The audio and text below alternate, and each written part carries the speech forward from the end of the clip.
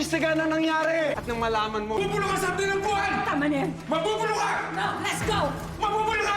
Takot na takot si Caroline nang tutukan siya ni Buloy ng baril na agad niyang tinanong si Mang Balong kung anong kailangan nila at pasigaw na sinabi ng matanda na siya ang kailangan niya, na nakiusap pa si Pato na wag nilang idamay ang dalaga, na sakto namang dumating ang mga pulis na binalaan nila sila Mang Balong na ibaba ang mga baril nila, pero nakuha ni Buloy si Caroline na nagawa pang bilangan ng matanda ang mga pulis, pero may sumulpot sa likuran nila kaya nahuli din ang mga ito.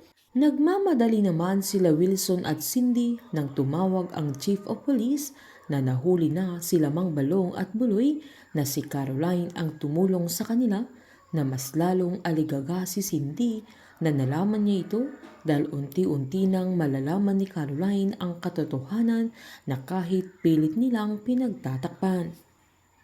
Habang patakbong pumasok si Bingo sa police station nang malaman niya ang nangyari, na pinagalitan niya si Caroline dahil sa pagpain niya sa sarili niya na para mahuli lang si Mang Balong, at pinaalala niyang magkikita pa sana sila na dapat hinintay siya ng dalaga. Pinaliwanag naman ni Caroline na okay lang siya, na inikot-ikot pa siya ni Bingo para tignan kung may mga sugat siya, na agad namang sinabi ni Caroline na walang scratch, na mas nainis si Bingo dahil sa sobrang pag-aalala niya sa dalaga. Sinumbat ni Bingo na sumugod siyang mag-isa, na agad namang sinabi ni Caroline na kasama niya ang mga pulis, na noong sinabi ni Pato yung fried chicken ay yun ang clue nila, na hawak siya ni Mang Balong, pero hindi niya nakumbinsi ang binata.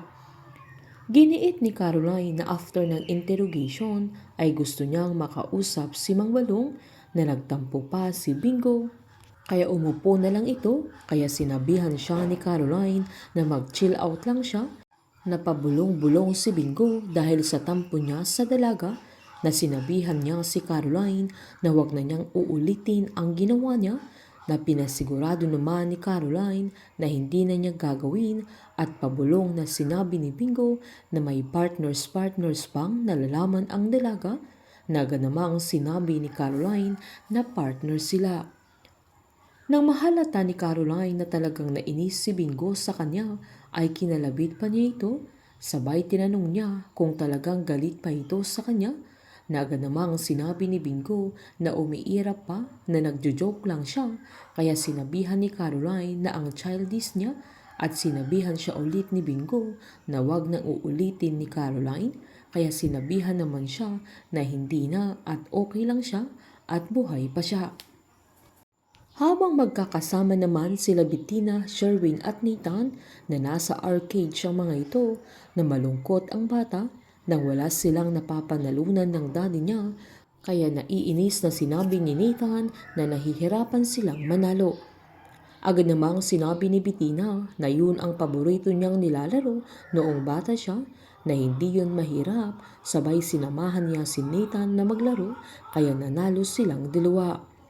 Sobrang masaya ang bata, kaya agad sinabi ni Bettina na tama ang sinabi niyang hindi mahirap manalo doon, na agad namang nagpasalamat si Nathan sa kanya, habang pinagmamasdan sila ni Sherwin nang umulit silang dalawang naglaro.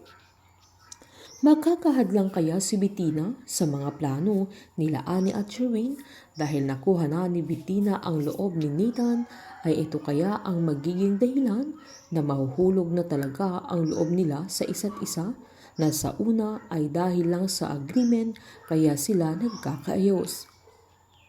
Sakto namang nag-message si Wilson kay Bettina na kailangan na niyang umuwi sa bahay nila, kaya agad naman siyang nilapitan ni Sherwin at sinabi ng dalaga na kailangan na niyang umuwi, kaya agad tinanong ni Sherwin kung anong problema, sabay nangako siyang gagawin niya ang lahat para makuha ni Bettina ang pagiging COO, na agad namang tinanong ng dalaga kung papaano pa mangyayari ang bagay na yun, lalo't si Charleston ang ninominate ng papa nila, na sumang-ayon din si Cindy, pero giniit ni Sherwin na siya ang gagawa ng paraan para mangyari ang bagay na yun.